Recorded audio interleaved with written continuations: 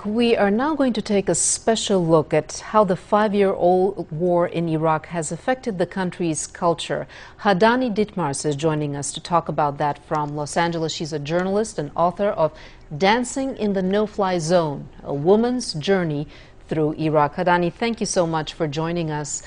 So you visited Iraq before the war and then you went after the war.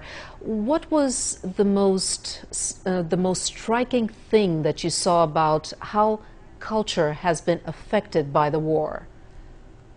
Well, sadly, the secular culture that survived the worst excesses of Saddam and sanctions did not survive the invasion, Relitza. A lot of my friends and contacts were playwrights, the cellist in the Baghdad Philharmonic, artists who were exhibiting at the hundreds of galleries that opened in Baghdad at the end of the 90s, beginning of the 2000s.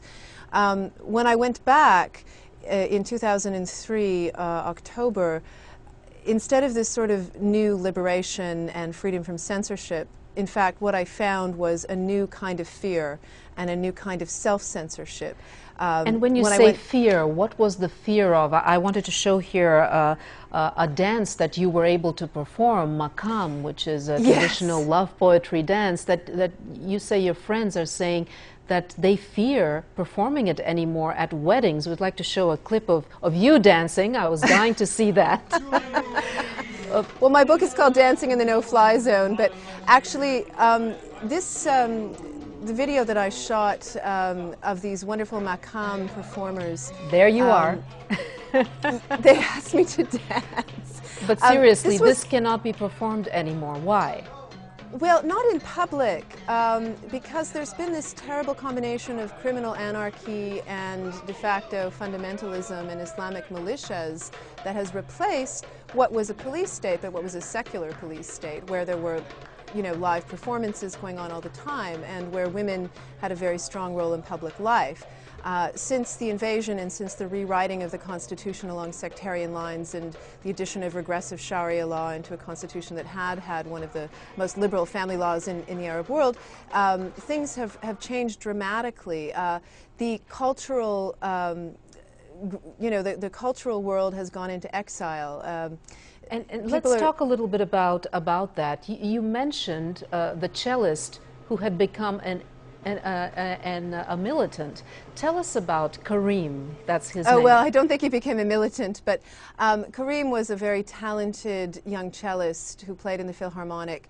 And when I last had contact with him, he had found work for a security firm, which is really kind of a euphemism for one of the many sort of mercenary operations in Iraq. So to me, the transition from principal cellist in the Baghdad Philharmonic to mercenary really speaks to the whole tragedy of what's happened generally to culture in Iraq. And is the Iraqi National Orchestra performing now? Well, I have heard that they have had some furtive post-invasion performances, but only in the fortress of the Green Zone. The footage that I have, which I think you're going to show, is really rare footage of one of the very few public rehearsals, rather, of the Iraqi National Orchestra in a public place, in a theater, in Adamiyah.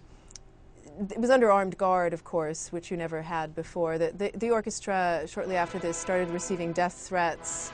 The story of the orchestra is very sad, actually, because they struggled under sanctions and Saddam only to face chaos and power vacuum and sort of this introduction of fundamentalist culture post-invasion. You also have a clip about the Mutanabi Street book market, a very special place. And I remember the report from last year where a coffee shop around that place was bombed. And that's where the elite of Iraq got together to discuss poetry. And tell us about that place. Well, I don't know if they were the elite. I mean, under sanctions, I used to visit Al-Mutanabi Street and the old book market, and I used to see old professors and writers tearfully selling off their volumes of Walt Whitman and Najib Mahfouz and Shakespeare to pay for basics like food and medicine.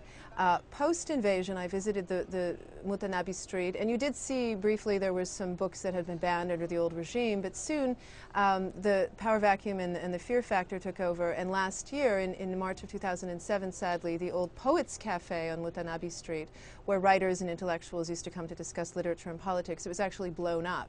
But this is symbolic of a real full-scale assault on any kind of public intellectual life in Iraq. You have to remember that hundreds of academics have been deliberately targeted by death squads since the invasion. Anyone who's outspoken politically in any way, whether they're an artist or a journalist or a writer, is targeted